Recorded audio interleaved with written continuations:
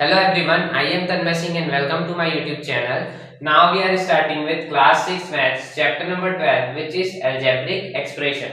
देखो आज हम पहले इस चैप्टर के कॉन्सेप्ट्स को समझेंगे देन हम एक्सरसाइज के क्वेश्चंस को सॉल्व करेंगे. So firstly we discuss what is algebraic expression. algebraic expression क्या होता है? तो देखो when a variable and a constant are combined by using basic operations it is called an algebraic expression. देखो basic operations के through जब variable और constant combine होते हैं तो उसको हम क्या बोलते हैं? एक अलजेब्रिक एक्सप्रेशन बोलते हैं.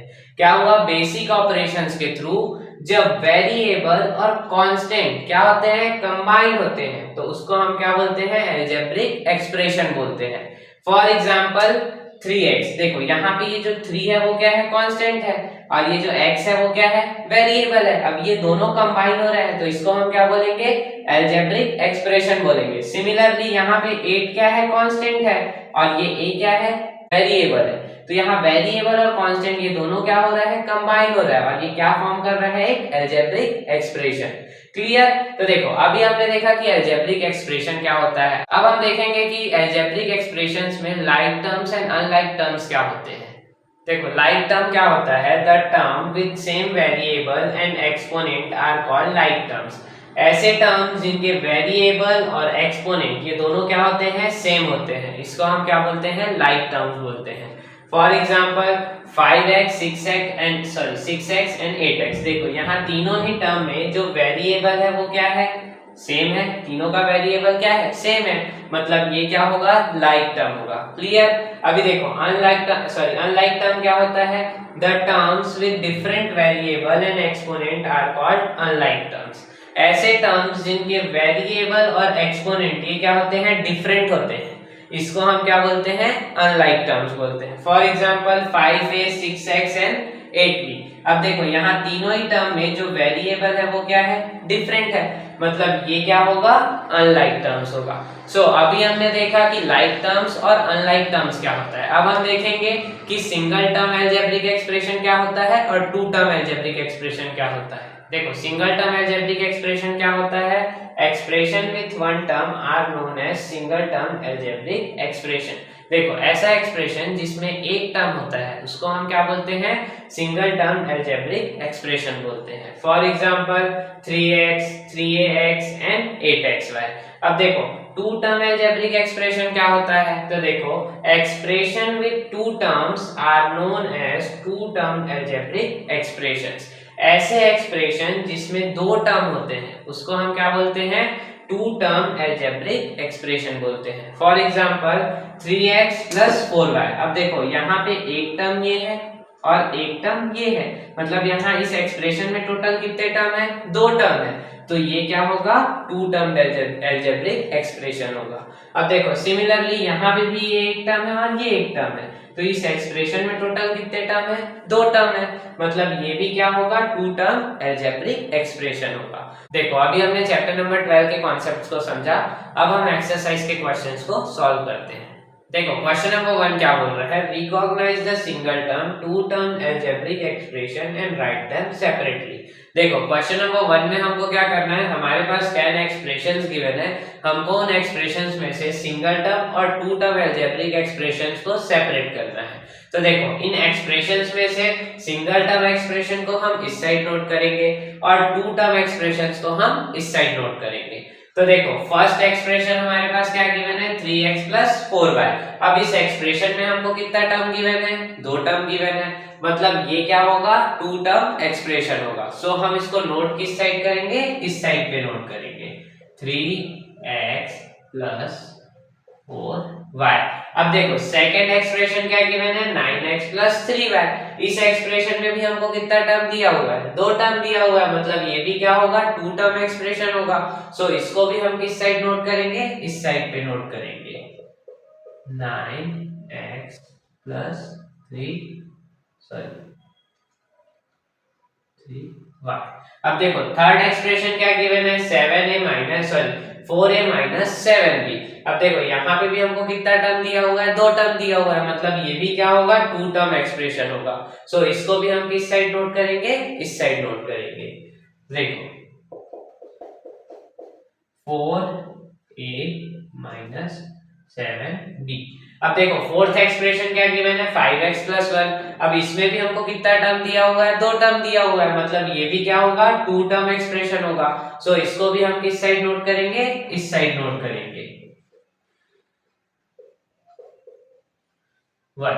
अब देखो फिफ्थ एक्सप्रेशन क्या है a माइनस 30। अब देखो यहाँ पे भी हमको 2 टर्म दिया हुआ है, मतलब ये भी क्या होगा 2 टर्म एक्सप्रेशन होगा। सो इसको भी हम किस साइड नोट करेंगे, इस साइड नोट करेंगे। अब देखो सिक्स्थ एक्सप्रेशन हमको क्या गिवन है 4ab। अब यहाँ पे हमको कितना टर्म दिया हुआ है, यहाँ पे तो एक ही टर्म दिया हुआ है, मतलब ये क्या होगा सिंगल टर्म अलजेब्रिक एक्सप्रेशन। सो हम इसको किस साइड नोट करेंगे, सिंगल टर्म वाले सेक्शन पे नोट करेंगे। तो देखो 4ab।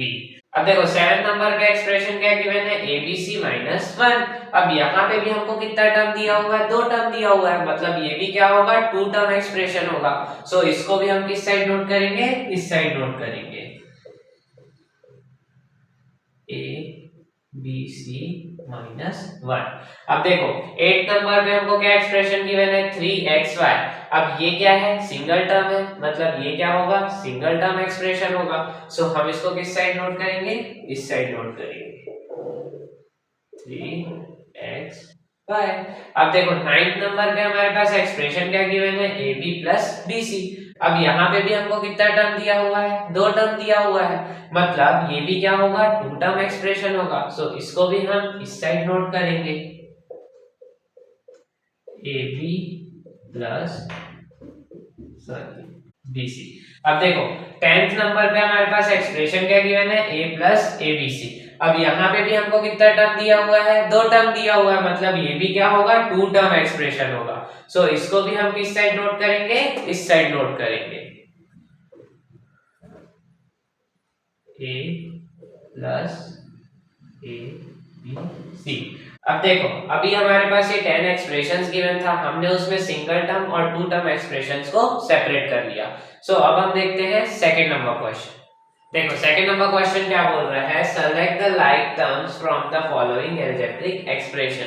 देखो सेकंड नंबर क्वेश्चन में हमको क्या करना है, हमारे पास ये एक्सप्रेशंस गिवन है, हमको इस एक्सप्रेशन में लाइक टर्म्स को सेलेक्ट करना है। तो देखो इन एक्सप्रेशंस में लाइक टर्म्स को सेलेक्ट करने के लिए हम क्या करेंगे, हमारे पास जो भी एक्सप्रेशन गिवन है उसके वेरिएबल्स को हम इस तरह से नोट करेंगे। देखो फर्स्ट एक्सप्रेशन का वेरिएबल क्या है xy, क्लियर। सेकंड एक्सप्रेशन का वेरिएबल क्या है c, और थर्ड एक्सप्रेशन का वेरिएबल क्या है yz, फोर्थ एक्सप्रेशन का वेरिएबल क्या है bc, और फिफ्थ एक्सप्रेशन का वेरिएबल क्या है xy। अब देखो यहाँ पे xy हम ऑलरेडी नोट कर चुके हैं, सो अगेन हम उस xy को नोट नहीं करेंगे।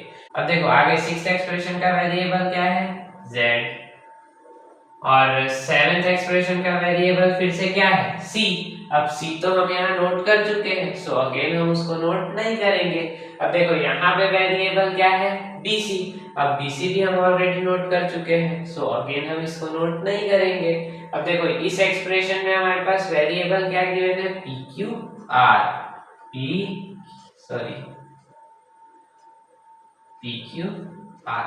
अब देखो यहाँ पे इस एक्सप्रेशन में वेरिएबल क्या गिवन है yz।